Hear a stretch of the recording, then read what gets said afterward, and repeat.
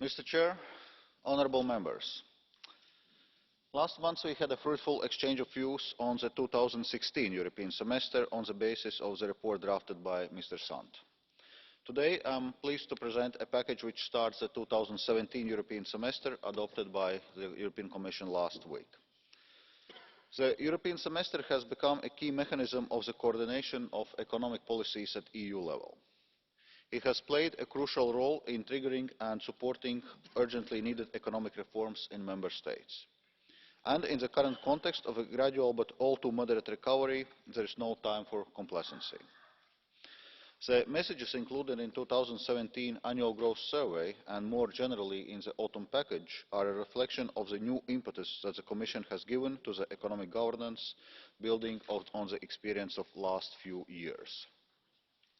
The aim is to identify where challenges remain and where the EU and Member States should focus their efforts. In particular, faster progress on the implementation of structural reforms in line with the country-specific recommendations is needed to boost jobs and growth and to foster economic, social and territorial cohesion. As we have seen from the Commission's autumn economic forecast, economic growth in Europe is expected to continue at a moderate pace. Recently we had seen some labour market gains and rising private consumption. But at the same time, there are a number of risks to growth and the weakening of supportive factors like low oil prices. However, the economic recovery is proving quite resilient. The EU's GDP is now higher than before the crisis. All Member States are set to grow next year. Investment is starting to increase, supported also by projects financed under the Investment Plan for Europe. Labour market developments are also more encouraging. Employment is expected to grow faster this year than any time since 2008, though unemployment still remains high. Public finances continue to improve. In the EU, both average public deficit and the government debt to GDP ratio will continue to fall over the next 2 years.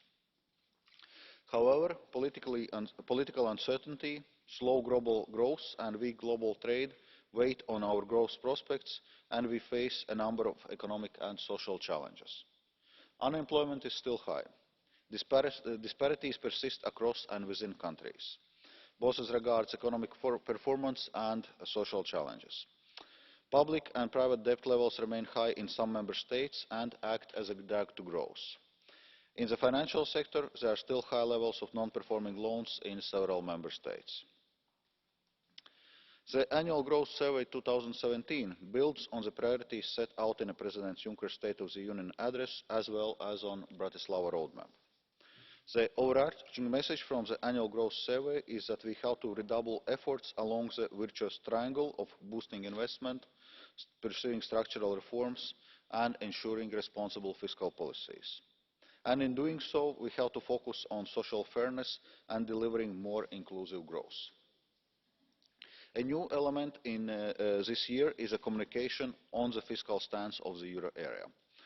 The letter of intent that accompanied the State of the Union speech announced that the Commission would propose a positive fiscal stance for the euro area in support of the monetary policy of the European Central Bank. The communication provides the Commission's views on the appropriate euro area aggregate fiscal stance in the context of the institutional architecture of the Economic and Monetary Union. Of course, such an orientation should build on the legal framework set by the Stability and Growth Pact and take into account a broader fiscal sustainability concerns. The recommendation for the economic policy of the euro area highlights 5 areas for action: reforms that favour growth and productivity, a supportive fiscal stance, job creation and social fairness, strengthening the banking sector, and completion of our economic and monetary union. The draft joint employment report shows that the employment and social situation is gradually improving, stressing clearly that there is nevertheless no room for complacency. The main challenges concern notably high levels of inequality, still high rates of youth unemployment and of those neither in employment, education nor training, long-term unemployment and the underrepresentation of women in the labour market. The unprecedented inflow of asylum seekers and other migrants also calls for comprehensive integration policies. The package also includes the Alert Mechanism Report 2017, which screens member states for risks of macroeconomic imbalances and identifies countries for in-depth reviews. 13 in-depth reviews are announced in the Alert Mechanism Report, namely for Bulgaria, Croatia, Cyprus, Finland, France, Germany, Ireland, Italy, Netherlands, Portugal, Slovenia, Spain and Sweden. The results will be included in the country reports that the Commission will issue towards the end of February next year. The reduction of the number of in-depth reviews compared to the last year, when 19 in-depth reviews were carried out, reflects the recent progress made in addressing imbalances, although a number of vulnerabilities persist. The Commission also issued opinions on the draft budgetary plans received from the euro area member states. So we received those draft budgetary plans in October, and the findings had been summarised in a chapeau communication. This year, for the member states under the preventive arm of the Stability and Growth Pact, we found that for 5 countries, Germany, Estonia, Luxembourg, Slovakia and the Netherlands, the draft budgetary plans are compliant with the requirements of the Stability and Growth Pact. For 4 countries, Ireland, Malta, Austria and Latvia, the draft budgetary plans are broadly compliant.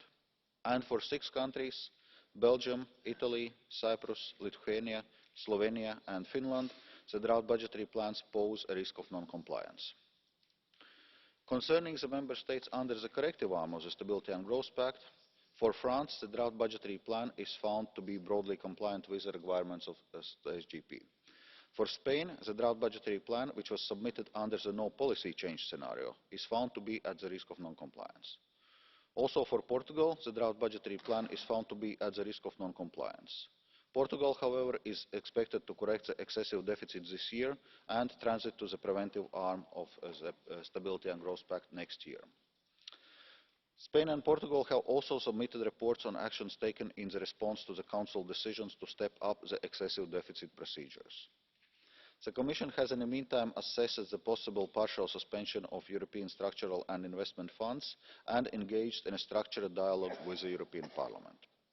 Taking into account the measures that Spain and Portugal have taken, the Commission's view is that the excessive deficit procedure should be kept in abeyance at this point for both countries.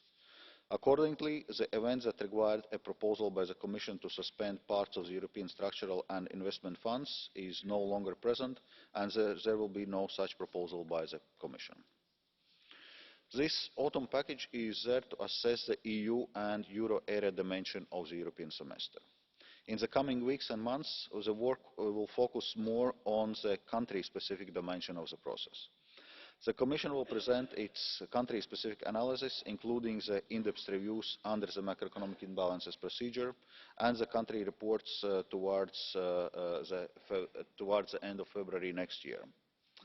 In the run-up to the country-specific recommendations scheduled for May next year, the Commission plans to intensify the dialogue with the Member States and social partners to develop a common understanding of successful reform implementation. Thank you very much. Grazie.